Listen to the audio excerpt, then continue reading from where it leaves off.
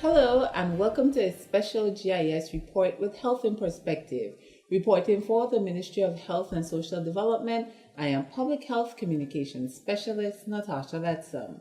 Today on the program, we feature the Family Health Unit, formerly known as the National AIDS Program. We have with us the Chief Nursing Officer and Coordinator of the Family Health Program, Ms. JASCINTH Hannibal. Thank you for joining the program, Ms. Hannibal. Thank you, Natasha. Now, to get us started, tell us about the Family Health Program and what it seeks to achieve. Okay, the Family Health Program started last year. And prior to that, we had the National AIDS Program. Now, that is converted into the Family Health Program. What the Family Health Program does, it looks at the entire life spectrum. So we look at newborns, we look at, even before newborns, maternal and child health.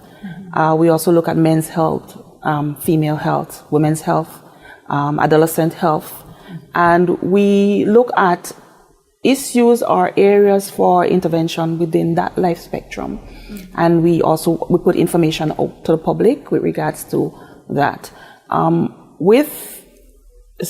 Specifically in relation to what we're going to talk about later, we do HIV testing, we also do condom distribution, and we give information, whether it's through the print media, through other media, and we do talks with specific groups. So how does this program differ from the National AIDS Program? The National AIDS Program looked specifically at AIDS. And as I just explained, the Family Health Program now looks at a wider spectrum. We not only concentrate on HIV and AIDS. We look at things like immunization. We look at maternal and child health. Are our mothers healthy? How do we make our adolescents more healthy? What are the issues that population usually go through? And how do we target that population in order to bring attention to those health issues? And how do we actually eliminate those health issues in a particular population? So currently, how are you going about achieving your goal? Currently, we're looking at the strategy. We're using the Caribbean Family Health Strategy. We're tailoring that to the BVI in terms of making sure that how our health issues in our particular population are addressed. And we're developing the strategy to address those target areas. And I know one of your major issues still remains HIV and STI transmission within the territory. So give us a brief update about what's going on with the status of the territory as it pertains to HIV transmission. Okay, HIV, and not just in our territory, but worldwide, is on the decline. However, we still have some challenges and some populations that are still at risk. In the Caribbean region, Latin America and the Caribbean region, we've seen a marked decline.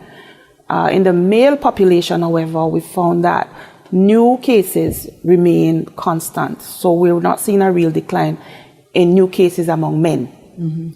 Among female, we've seen some decline, but it's not where we'd like it to be. We almost, as a region, eliminated mother-to-child transmission of HIV and AIDS. And so we're seeing some differences. In the territory, last year we saw 6 cases. And this year, we're seeing 4 cases.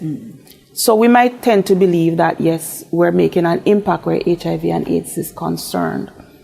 However, what we're also seeing is an upsurge in some of the sexually transmitted diseases. And that is a cause of concern for us at the ministry and at the Family Health Unit. Because what this is saying to us is that, yes, persons are not contracting HIV. We can almost say that. But at the same time, the avenue is there for HIV to spread because these sexually transmitted diseases are transmitted in the same way the HIV is. Now, before we dive in a bit to what you're alluding to in terms of other STIs and other sexual transmitted diseases, I just want to continue our conversation with regards to the mother-to-child transmission. I know you had some folks here a few months back assessing whether or not we had achieved that status. Could you update us on that? Okay, so in June, we went through a validation procedure for the elimination of mother-to-child transmission. The validators did their report and they sent it to the Regional Validation Committee. So we're waiting right now to hear from them as to where we stand whether or not as a region it was validated that we have eliminated mother-to-child transmission of HIV and AIDS. Okay, good. And you mentioned we have 4 new cases of HIV infections locally. Yes. In the territory. Are we seeing any trends, and what type of demographic of people have presented themselves this year? Okay, so last year we were concerned about women. And up until the earlier part of this year, we were concerned about women. Women are still a concern of ours. However, we found that between last year and this year, it's evened out. Last year we had 4 women and 2 male. This year we had 1 woman and 3 males. So it's evened out somewhat, where it's maybe 50-50 across the spectrum.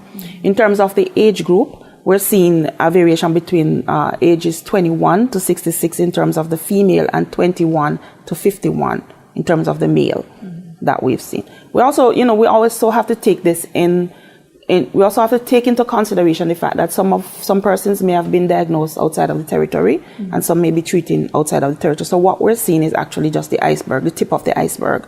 And in epidemiological terms, that speaks to about 10% of the population. So if we're seeing 4, we're thinking that maybe there were maybe 40 persons, right? So in terms of reaching the population, we have to take that into consideration. Okay. Now, what are some tips? What are some tips that you could share with the public in terms of the same demographic you mentioned? You mentioned the very young 21, and of course we know a lot of our teens are sexually active. So what bit of advice can you give to each age group to, help us maintain optimum sexual life? The advice goes across the spectrum in terms of age group. Know your status. You need to know whether you're positive or you're negative. If you're negative, you know how to prevent HIV, and there's opportunity for teaching and knowledge awareness. For the younger persons, the 21 years old, sex is very attractive, but know who you're having sex with. And if you can be abstinent, that is also a very good, abstinence is the best way of not contracting STIs. However, for the older persons, don't take anything for granted. Some people feel I'm too old, I can't get it. But if you don't know your partner, you're still at risk. So know your status, the status of your partner. Stick to one partner who's faithful to you, and also to use a condom consistently and correctly each time with every sexual encounter. Those messages are key. They're stood the test of time, and they continue to stand the test of time. I was very interested you said that, stick to one faithful partner who's faithful to you. In the society where we live at now, where, sex is basically a free-for-all type of thing going on right now, how do you go about ensuring that, you could be faithful and your partner could be running the streets? So how could you know for sure, or what other measures can you take if you're not sure if your partner is faithful to you or not? Use a condom each and every time, consistently and correctly. Use a condom. That's the only other way. However, we do a relationship is 2 ways, right? And I'm not just talking to the woman, I'm talking to the men. I'm talking to both parties of the relationship. So, if everybody know their status, everybody know the status of their partner, and everybody's faithful to each other, then that's the ideal, yeah? Right. I know on December 1st we have World AIDS Day coming up. Yes. Speak a little bit about that and what your plans are to celebrate that.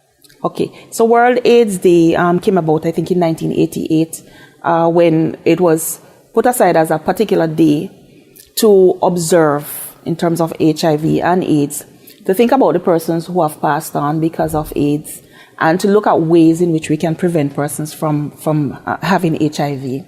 It also brings attention to the measures of controlling HIV so that the persons do not convert to AIDS. Yeah. So things like treatment modalities are looked at during that period, and persons are made more aware of what the strategies are. Yeah. In the territory, the foundation, HIV Foundation, is spearheading most of the activities for the observation of World AIDS Day. And they will tell you what what their activities are. However, I'd like to invite everybody to the activity that they're having on World AIDS Day in the park, the Noel Lloyd Park, and it's going to be, I think, at 4 or 4:30, right? And that's the traditional releasing of balloons and an observation of AIDS, the impact of AIDS. From this unit, we're talking to the community. So we have been invited to speak at a college and other areas as well. And I'm doing testing on that day, that particular day in the morning, we're doing testing. We're also doing condom distribution in certain locations. So it's more from our advantage, it's more about prevention. So education is the key, and we're following that up with condom distribution and, of course, know your status. So we're inviting persons to get tested. Nice.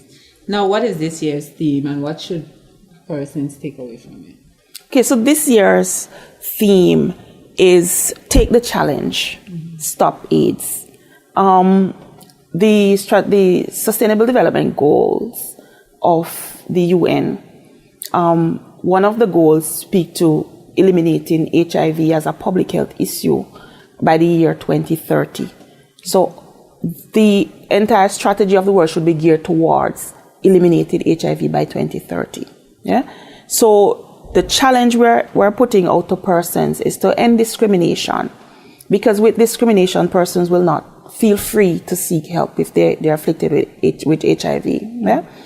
For persons to get tested early and to get access to treatment modalities. So in the BVI, we've adopted what we call a test and treat, which means that once you're tested positive, then we can commence treatment. You have that opportunity to commence treatment. Care and treatment is covered under the NHI. So that will ease some of the hardship that persons might otherwise face.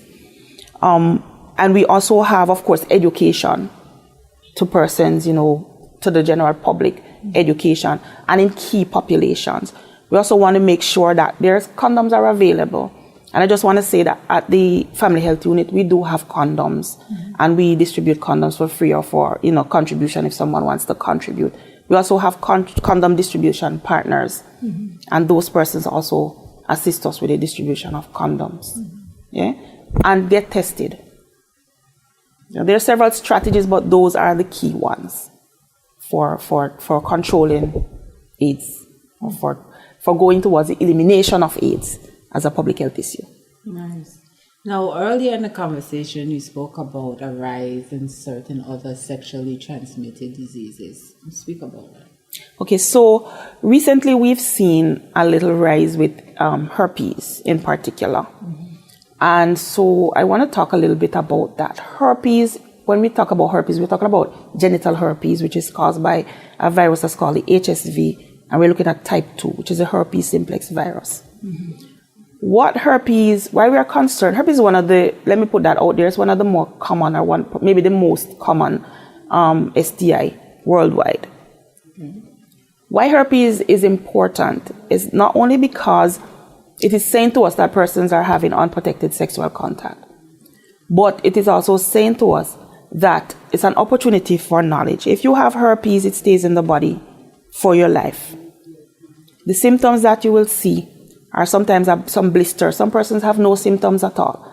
Other persons might have symptoms on the genital areas, or maybe the anus or the mouth. These bumps, they will have bumps like water-filled blisters.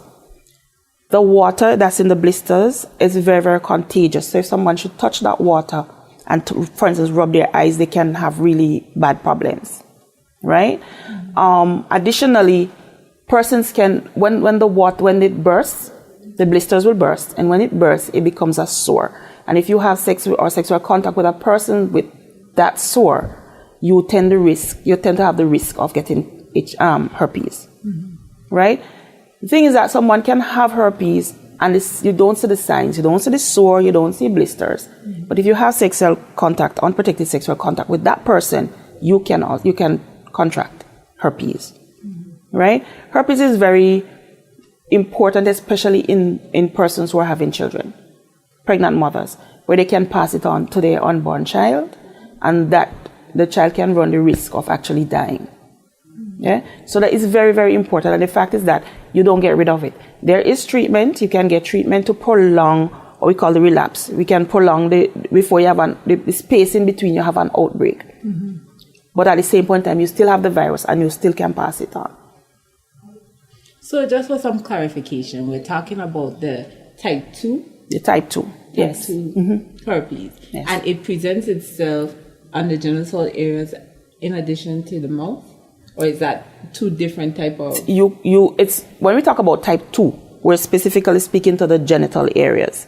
However, you can have type 1, which you can get on the mouth as well. We do see blisters on the mouth from the type 2. Okay. Yeah. So what's the difference between type 1 and type 2? It's a different kind of virus. It's the same herpes family, but it's a different virus, right? So type 1 is not as contagious as type 2? It's just as contagious, but we're not so concerned about the type 1. We're more concerned about the type 2 because that's the one that you can give to your unborn child. Okay. And you said that transmission mostly occurs when the sore bursts? The fluid from the sore, from the blister, that's very, very contagious. However, once there's an opening in the body system, you can pass it on to your partner. Or your partner can pass it on to you. I know that some STIs or STD presents differently in men and women. Is it the same across the board? Same. And how long would the sores stay? It depends. Visible? It depends. Some persons get a very brief outbreak and others stay for longer periods of time. Some people get crops. So some will come and go and others will come up. And what we find is that over time, the periods of outbreaks usually become shorter. But persons can have outbreaks for years. Not lasting for years, but different outbreaks each year for years. So is it safe to say that if the sore doesn't burst, you wouldn't be in jeopardy? No, it is going to burst. And not only that, but you still can pass it on whether or not it bursts. It's just easier for you to pass it on. So in a situation where someone has genital herpes, how does a condom prevent you from catching that disease? It is a barrier. And it's not 100%. It's not 100% effective in herpes. But it does give some, because what it does, it protects the organ, the actual skin that is touching the other person. It protects that. If you have, for instance, the outbreak on the, can I say penis? On the penis, right? Then, and you cover that with a condom, then your party is not actually touching the actual condom. Yeah, you can still get it, but your risk is a lot less. And you said there is no cure? No, not yet. So no, there's no cure. There is treatment, and what the treatments do is that it shortens the period of the outbreak, right, and it lessens the amount of outbreaks that you'll have. So even though if you don't see any signs, if you don't have any physical warts or bumps or whatever you call them, yes. Can you still contract the disease? Yes, some persons have no symptoms at all, but they can still pass it on. Wow. And you said that's an issue here right now? What we're seeing, last year we had about 4 reported cases. And this year we're seeing almost 12 or 14 cases. So we're talking about something like 300%. My math served me, about 300% increase. So we know that it's common elsewhere. We just have not seen much of it here. At least not reported to the ministry. So what's the demographics of those? Across the board. It's across the board. We haven't seen any children yet, thank God. But we're seeing persons, 21, 24, 30, 40 years. Male and female. Balance equally? We haven't really looked at that yet. Yeah. But it's important for persons to know that it's not just HIV, that we do have incidents of things like chlamydia And we know that chlamydia can cause infertility and early miscarriages and so on. So we do have incidences of chlamydia.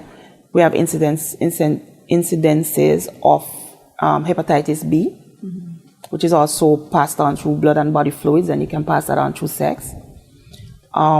We also we're not seeing much gonorrhea. We've seen some syphilis coming in this year, which is also a concern for us. Syphilis, if you have that in the mother to child, if you're pregnant and you contract syphilis, then you can endanger the life of your child. Of course, we need to know that that is so, and so we test every mother in the BVI is offered testing for syphilis, so that we can be aware, because we can employ strategies to prevent that transmission to the child. Right? So we do have quite a bit of STIs in the territory, and so we need to be aware that we need to stick to our one faithful partner, use a condom every time, and yes, it might not be 100% effective in some cases, for instance, the herpes, but you reduce your risk of getting it. And what exactly is syphilis? What syphilis is a disease, it's a sexually transmitted disease, and by saying that, we get it through having unprotected sex. It's one of the older ones. It's been around since maybe before I did my training, long before I did my training. And it's one that we're seeing and arise again, especially after we dealt with the HIV and AIDS epidemic. We've seen a rise in syphilis. But in the BVI, we have not seen many cases of syphilis. However, this year we've seen, I think we have so far 3 or 4 cases. And so we're paying attention to that. Now, syphilis, you can have, there are different stages. You can have what we call an acute infection, as well as it can, the organism that causes it can stay within the body, and you have what you call a latent syphilis, which you can have effects from later in life if it's not cured. But syphilis can be cured. It's usually just penicillin or some sort of a derivative of penicillin. And once we find out that you do have syphilis, it can be cured before it becomes a latent infection. Okay. Now, earlier you kind of linked the occurrence of STIs and its impact on HIV and HIV transmission. Speak a bit about that dynamic. Okay, well, STIs and HIV, for the most part, especially for us in the BVI, are contracted the same way, through unprotected sexual contact.